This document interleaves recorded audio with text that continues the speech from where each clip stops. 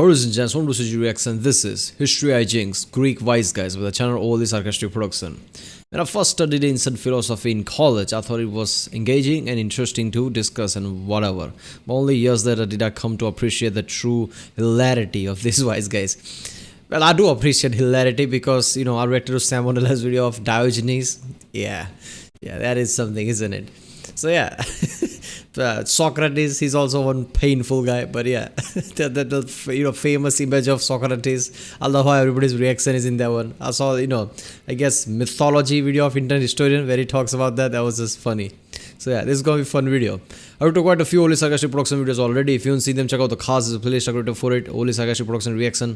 Upload lots of videos in 24 hours. So you might have missed some of them. Check out, it's all there.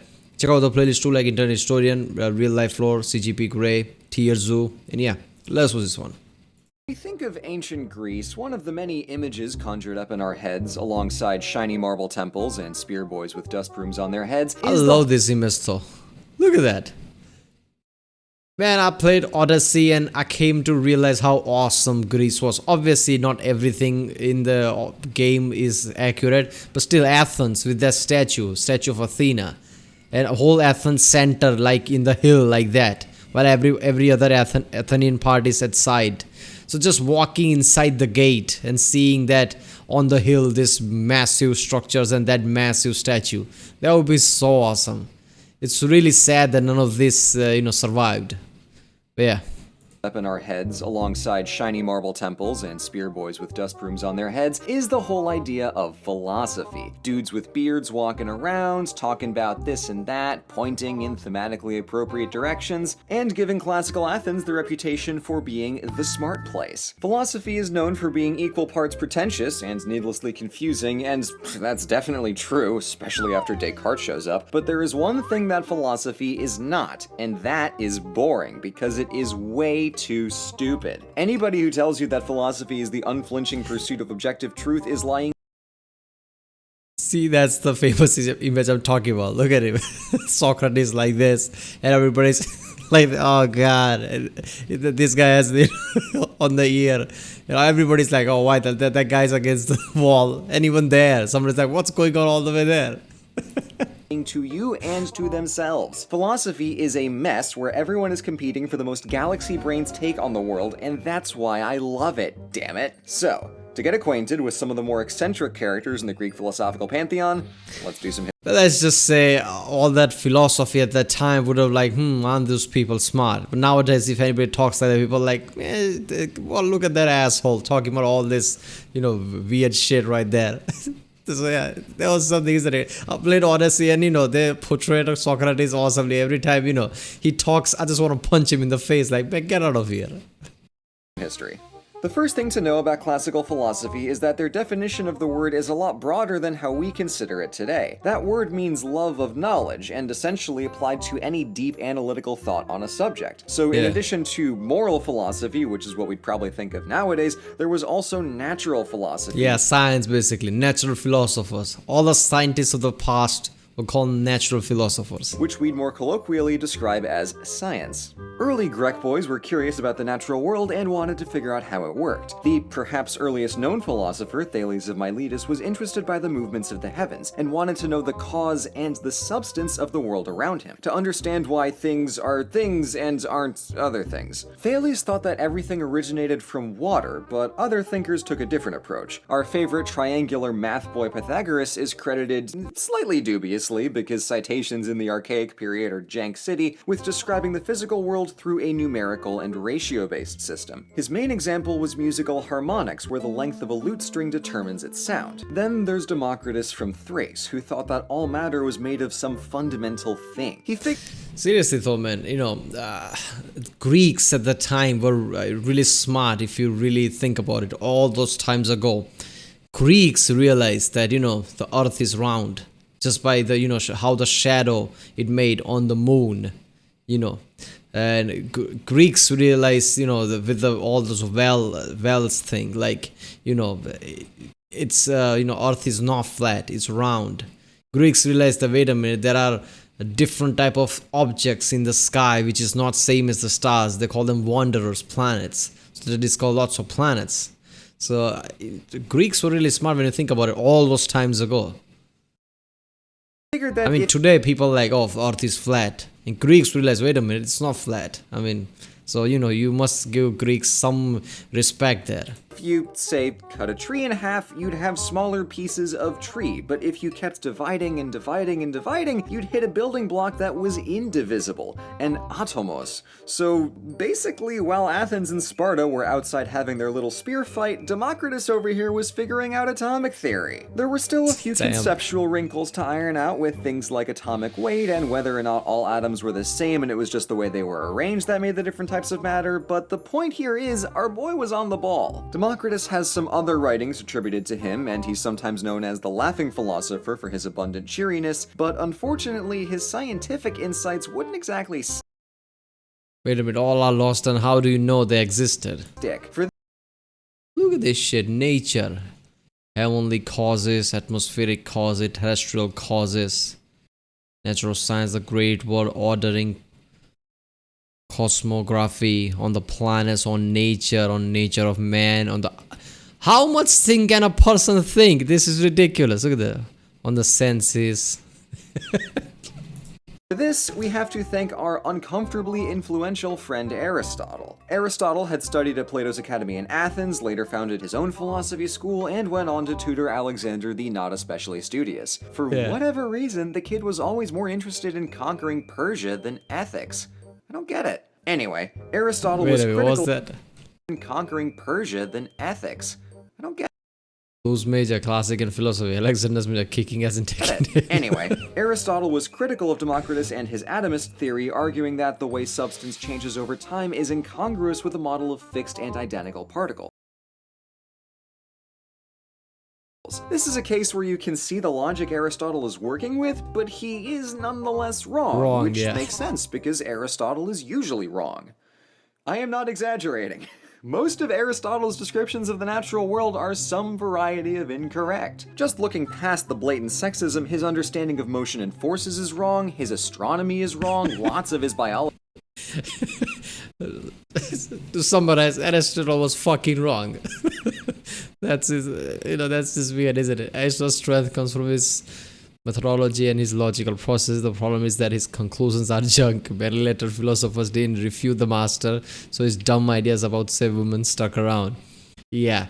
See, the thing with that is, only centuries ago it was established that if you claim something, if you put out a paper of any kind about any scientific discoveries or anything, it must be repeatable.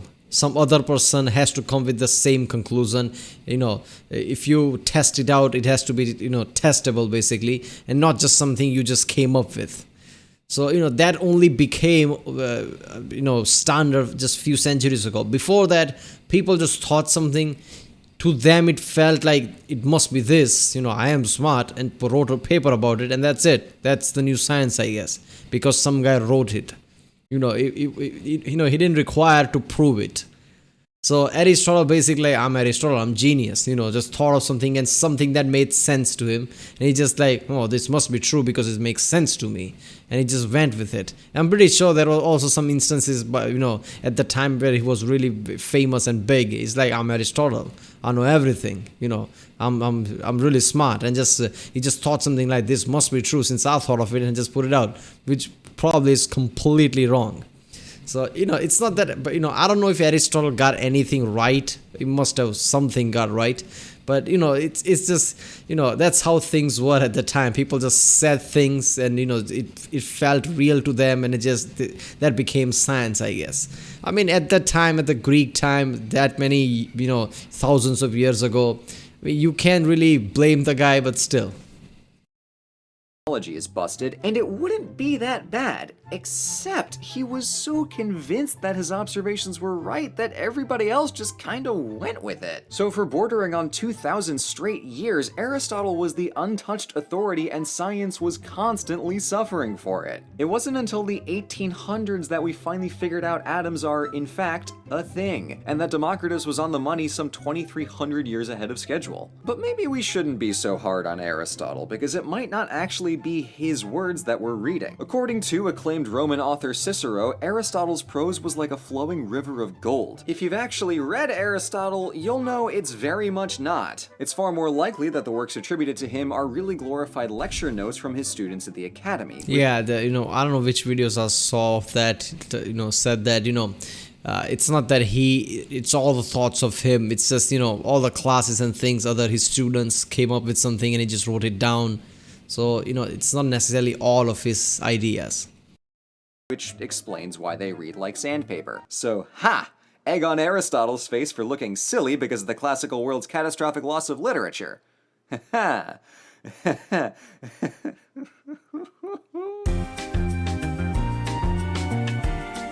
But let's jump back a generation to look at Aristotle's teacher Plato. Unlike his famous student, Plato was Athenian born and raised, growing up smack in the middle of the Peloponnesian War. So his educational career was juxtaposed with the constant background radiation of a Spartan army camping just outside the city walls. The casual specter of death didn't particularly bother Plato, as his main interest lay with his teacher Socrates. Among Socrates' noteworthy character traits is a general neglect of manners and a total apathy for writing anything down. Plato, by contrast, couldn't stand to let a good idea go to waste, so he compiled everything into a series of dialogues. Early dialogues recounted famous Socratic misadventures, like the time he told the Athenian assembly exactly where they could shove their opinions about him, but eventually Plato used the character of Socrates as the default protagonist for his own philosophical investigations. There's one more layer of abstraction to untangle, because Plato's name wasn't actually Plato. His given name was possibly Aristocles, allegedly getting the nickname Platus, meaning broad, because of his wrestling coach. Indeed, the paragon of Western philosophy was also a competition wrestler, and if his nickname is anything to go by,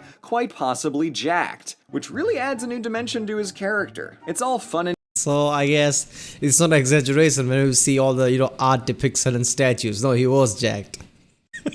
games poking holes in your opponent's logic until the man suplexes you in the middle of I love this character. image. He's just looking down like, what you looking at? It's all fun and games poking holes in your opponent's logic until the man suplexes you in the middle of the symposium. But beyond being a bibliophile and a tank, Plato was also a nerd, so he founded a school on his family estate just outside Athens to teach the kiddos how to pursue objective truth. Well, at first it was more of a club for smart boys than a formal school. Eventually, the academy became the go-to place to gather and talk philosophical shop, and it set the model for organized philosophy training, as students like Aristotle went out to found their own schools in Athens and beyond. But not all the thinkers in Greece were fans of Plato's obsession with universal truth. Besides, what good will the nature of reality do for you in the job market? For anyone trying to make it in the cutthroat landscape of democratic politics, persuasive argumentation skills were a must. And for that, philosophical academies were useless, so many turned to private tutors instead. These legions of sophists, as they were called, charged exorbitant amounts of money with the promise to turn even the dullest of tacks into machines of political rhetoric. The problem for the sophists is that sometimes their students use their newfangled rhetorical weapons for evil by persuading polis assemblies to, say, exterminate the entire city of Mytilene for refusing to ally with Athens, which reflected pretty poorly on their teacher. The typical line of defense to that accusation was that rhetoric was simply a tool, and however a student used it was of no consequence to the instructor.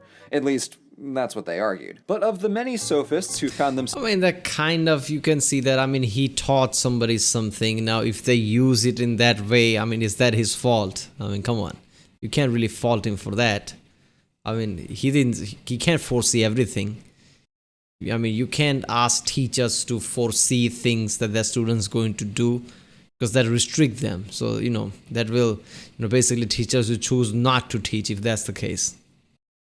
Themselves in the hot seat for playing oratorical arms dealer, nobody stands out quite like Gorgius. Our sources for Gorgius are almost more iffy than what we have on other ancient Greek thinkers, but everything we do have about him confirms that the man was a pathological pain in the ass. After being banished from his native Sicily, he wandered mainly in Greece doing the usual sophist fare and developed a reputation for being able to argue any position on any subject. Gorgius didn't care for objective truth. To him, everything was just a matter of opinion, and that was always always bendable. Famously, he published an entire essay in defense of Helen, because her perceived fault for the Trojan War made the ancient Greeks escalate their garden variety sexism to an all-consuming rage at her expense. So naturally, Gorgius found it appropriate to argue that the business with Paris wasn't her fault, with one reason including Paris convinced Helen to come with him using rhetoric, and effective persuasion can convince anybody of anything, so it's not Helen's fault. So Gorgius clearly understood his brand. Gorgius was also known to skulk around the Olympic Games giving speeches and challenging anybody to debate. Seriously, that is a tool that is ridiculously powerful that lots of people even use today. I mean, people think if you can argue something and by using any, half-truths and just taking things from here and there and compile it into some kind of argument that is not necessarily false, but it's not complete, but it's not false. So you can use that to argue that I'm right. People do that against global warming. People do that with flat earths. So, people pick and choose some truth from here and there, compile it into a somewhat truth, but it's not the whole truth, but it's somewhat truth. So they're not wrong there either. So, that's a powerful tool if you have that, because, you can, lawyers, there are lots of great lawyers in the world, have this kind of tool, which is actually scary, because that means that whoever hires these lawyers, regardless of, if they are guilty or not, if they hire this lawyer, they are going to win. That's kind of scary. Him. And given one of his treatises is called On Non-Existence, we can imagine Gorgias is the kind of guy to argue with his landlord that, well, you see, the world around us is transient and ethereal, and without a fixed foundation, there really is no objective truth, and concepts like honor or value don't have tangible meaning. So, for instance, money is just a construct, and that's why I actually don't owe you this month's rent. Gorgias is absolutely that kind of contrarian. I mean, what's the opposite of facts and logic? Gorgias obliterates Stephanos of Thebes with strawman arguments and causal fallacies. Oh yeah, that definitely sounds more accurate. And our boy here had a long career of being unbearable because he lived to 108. Yeesh. For Gorgias, apparently even time could be persuaded. Of course, if we're talking about chronic irritants, we have to pay some homage to Diogenes the Cynic. He was banished from his hometown of Sinope for allegedly sabotaging the city's currency, so he traveled to Athens and stepped up his game by sabotaging every single social interaction for the rest of his life. See, Diogenes' problem with society was all the artifice and deceit that masked real human behavior. He thought it was critical to be honest and hide nothing. So he lived out of a barrel and peed in the street. There's much more to his bodily bluntness than is appropriate to relay here, but suffice to say Diogenes has several illustrative stories to his name. He thought the sophists were all liars and the philosophers were too pretentious, and took immense pleasure in poking holes in their logic. According to Platonic academics, the definition of human was featherless biped, so one day Diogenes waltzed into the academy with a plucked chicken shouting, "Behold, a man!" In that instance, he wasn't strictly wrong, because more Seriously though, but the guy was smart if you really think about it. I love that featherless, human, featherless, whatever, biped. So he's a chicken, featherless chicken. I mean, how did they didn't see that coming? How did they didn't think that anybody would do that? I mean, featherless biped, just take out the feathers. He's your human. I mean, that's just, yeah, that was awesome though. Morphological taxonomy is flimsy, and by some definitions you can classify a coconut as a mammal. Whack. Diogenes even maintained his complete social indifference when literally captured by pirates and sold into slavery in Corinth, and also later on when meeting Alexander the Big Deal King guy, who was then partway through his quest to conquer the everything. Alex wanted to meet this mega troll philosopher he'd heard so much about, and was deeply satisfied for Diogenes to acknowledge his presence by merely asking him to scoot to the left and quit blocking the sun. It's truly astounding that despite every attempt to break convention and be as crude as possible, people really liked having Diogenes around. So, ultimately, although philosophy has a reputation for being dense and inaccessible, I hope I've been able to show you how beautifully asinine it can be sometimes. The key takeaway here is that all of these big, complex ideas come from people who are fallible and prone to doofy nonsense. For every Plato's Republic, there's an equal and... in Diogenes videos, I mean, it is stupid the way he lived, but people obviously, says, that he was not wrong, he was ahead of his time or whatever like this. But, sometimes, I always think simplicity is the answer, because yeah, you can, like, like that other guy before him, you can argue anything and come up with anything. So, simplicity usually is the answer. So, living like that, just to prove a point, it just feels weird. Like, he was showing, what he thinks about things. He was basically going against all the different philosophers. He was living a life because he believed in something. But in the end, what's the point of all that, So if you don't have basic needs that makes you a human and just live like that on the street, I mean, what's the point of that? That just feels weird. I mean, you can see that in any way, but simplicity, I think, is the answer lots of times. So living like that is just weird, regardless how you see it. Opposite Diogenes peeing at a banquet table. Thank you Seriously. so much for watching. Episodes like this remind me that I chose right in studying the classics. If Peeing on, he even peed on lots of people. I mean, that's just effed up. I mean, regardless of how you see it. So, like I said, simplicity. I mean, rather than thinking too much like, maybe he was onto something. Maybe, he knew something more than we do. He was a great philosopher. Regardless of all, peeing on people is not a good thing. So that was just a bit crazy right there. So yeah. That was great. History Hijinks, Greek wise guys. Alright people, if you like my reaction, don't forget to like and subscribe. Check out the reaction, there's a link in the description. Check out the cast website, check out the end cards, and I'll see you next time.